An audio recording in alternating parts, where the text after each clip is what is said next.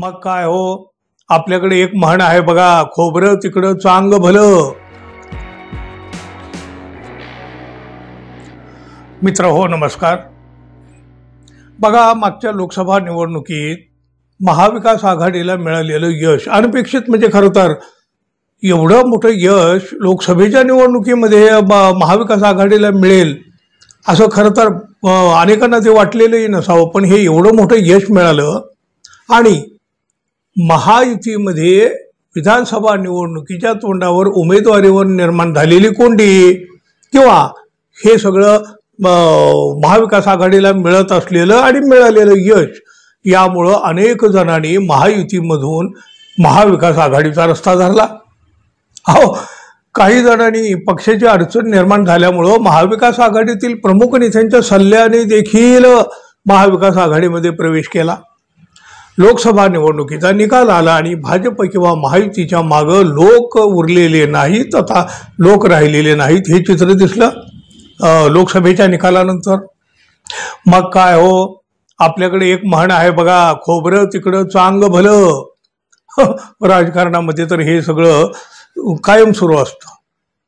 विधानसभा निवडणुकीमध्ये महाविकास आघाडीला भरघोस यश मिळणार हे चित्र तर दिसत होतं लोकसभेमुळं.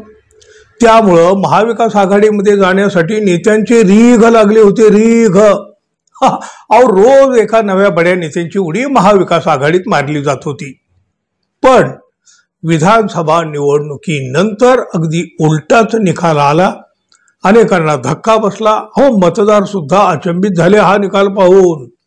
मग नेत्यांचं काय हो, त्यांची अवस्था काय झाली असेल?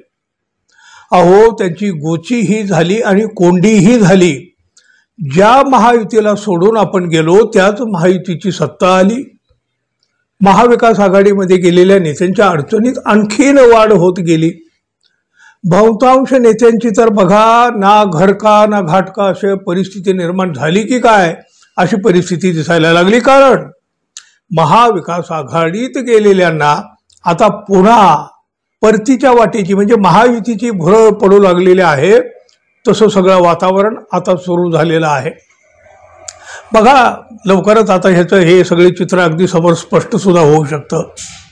अहो, एवढंच नाही, सुरुवातीपासूनच महाविकास आघाडीत असलेले काही नेते आपल्या राजकीय भवितव्याची चिंता करीत आता महायुतीचा रस्ता धरण्यास तयार झालेले आहेत. बघा ना, राष्ट्रवादीमध्ये म्हणजे शरद पवार यांच्या राष्ट्रवादीमध्ये जेव्हा दोन गट पडले, म्हणजे राष्ट्रवादी पक्ष फुटला, त्यावेळेला माजी आमदार के.पी. पाटील यांनी उपमुख्यमंत्री अजित पवार यांच्याबरोबर राहण्याचा निर्णय घेतला. पण विधानसभा निवडणुकीत उमेदवारीवरून यू टर्न घेत त्यांनी उद्धव ठाकरे यांच्या शिवसेनेमध्ये प्रवेश केला. निवडणुकीत मात्र त्यांना पराभव पत्करावा लागला. आता सध्या पुन्हा ते महायुतीत म्हणजे राष्ट्रवादीत म्हणजे अजित पवारांच्या राष्ट्रवादीमध्ये परत जाण्याच्या हालचाली करीत असल्याची एक मोठी चर्चा आता सुरू झालेली आहे. त्यांच्या शैक्षणिक संस्था, सहकारी संस्था आहेत, त्यामुळं सरकारच्या विरोधामध्ये राहणं हे न परवडणारं आहे आणि त्यामुळंच कदाचित त्यांची वाटचाल आता पुन्हा परत राष्ट्रवादीच्या दिशेनं चालू झालेली आहे असं सांगितलं तरी जात आहे. भारतीय जनता पक्षाचे ग्रामीण जिल्हाध्यक्ष राहुल देसाई यांनी देखील विधानसभेच्या निवडणुकीच्या तोंडावर म्हणजे अगदी नुकतंच त्या काळामध्ये काँग्रेस पक्षात प्रवेश केला. पालकमंत्री प्रकाश आंबेडकर यांच्याशी असलेला स्थानिक विरोध पाहता त्यांना विधानसभा निवडणुकीमध्ये शह देण्यासाठी देसाई यांनी ही खेळी केली खरी. पण सध्याची परिस्थिती पाहता जिल्ह्यामध्ये कोल्हापूरच्या काँग्रेसला जागा न मिळाल्यामुळं काँग्रेस पक्ष प्रवेशामुळं पंचायत झाली की काय असा प्रश्न उभा राहिला. त्यामुळं आगामी स्थानिक स्वराज्य संस्थेच्या निवडणुकीत म्हणजे खरं तर आता स्थानिक स्वराज्य संस्थेच्या निवडणुका आता केव्हा होतील तेव्हा होतील, पण या निवडणुका या राजकारणाच्या दृष्टीनं खूप महत्त्वाच्या ठरणार आहेत. त्यामुळं सगळेच पक्ष आता त्या निवडणुकीवर डोळा ठेवून आहेत. आता त्याच निवडणुकीमध्ये या देसाई गटाचं देखील भवितव्य ठरणार आहे. बघा, तुम्हाला आठवत असेल, विधानसभेच्या निवडणुकीच्या आधी सगळ्यात जास्त चर्चा झाली होती ती कोल्हापूरच्या समरजित सिंह घाटगे यांची. कागल विधानसभा मतदारसंघात महायुतीच्या उमेदवाराची जी कोंडी निर्माण झाली त्यानंतर भाजपचे माजी ग्रामीण जिल्हाध्यक्ष आणि शाहू ग्रुपचे अध्यक्ष हे समरजित सिंह घाटगे यांनी महाविकास आघाडीतील म्हणजे शरद पवार यांच्या राष्ट्रवादी काँग्रेसमध्ये प्रवेश केला।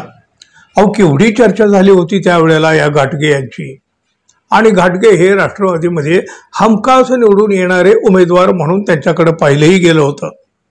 विधानसभा निवडणुकीत मात्र त्यांचा धक्कादायक पराभव झाला। याचा खरं तर अनेकांना धक्का बसला, पण निकाल तो निकाल, आणि त्यांचा तिकडं पराभव झाला आणि इकडं सरकार मात्र महायुतीत आलं। त्यामुळं त्यांचेही पाय आता महायुतीकडं म्हणजे भाजपकडे वळू लागले आहेत। एवढंच नाही तर वरिष्ठ पातळीवरून या संदर्भात सगळी चर्चा झाल्याची माहिती देखील बाहेर आलेली आहे। विधिमंडळाच्या अर्थसंकल्पीय अधिवेशनानंतर या सर्व प्रक्रियेला वेग येणार आहे। बघा ते हातकणंगलेचे माजी आमदार ते तर बघा सुरुवातीपासून महाविकास आघाडीतच आहेत, पण सध्याची राजकीय परिस्थिती जर पाहिली तर त्यांनी उपमुख्यमंत्री अजित पवार यांच्यासोबत जाण्याचा निर्णय घेतल्याचीही चर्चा सुरू झालेली आहे। आता बघा चर्चा जेव्हा सुरू होते तेव्हा काही ना काहीतरी ते घडलेलं असतं, फक्त त्याचे काही पुरावे नसतात किंवा ते अगदी उघडपणे समोर आलेलं नसतं, म्हणून आपण त्याला चर्चा म्हणतो म्हणजे काय तसं म्हणावं लागतं। पण बघा अगदी राज्यभरात सुद्धा एकंदर परिस्थिती जर पाहिली तर विधानसभा निवडणुकीमध्ये महाविकास आघाडीची झालेली पिछेहाट आणि त्यावरून राजकीय भवितव्याची लागलेली चिंता या सगळ्या गोष्टीमुळं अनेकांनी आपल्या परीनं आपापल्या राजकीय वाटा शोधायचा निर्णय घेतलेला आहे। येत्या काही दिवसात नेत्यांची ही गंगा आता उलटी वाहताना देखील दिसणार आहे। आधी उड्या मारून झाल्या, आता मात्र अनेक हे नेते सगळे गोत्यात आलेले आहेत। ना घर का ना घाट का अशी त्यांची अवस्था झाली आहे। त्यामुळे हे तर होणार, पाहूया काय काय होत आहे आणि आणखी कोणाकोणाच्या उलट्या उड्या तुम्हाला आम्हाला पाहायला मिळतात।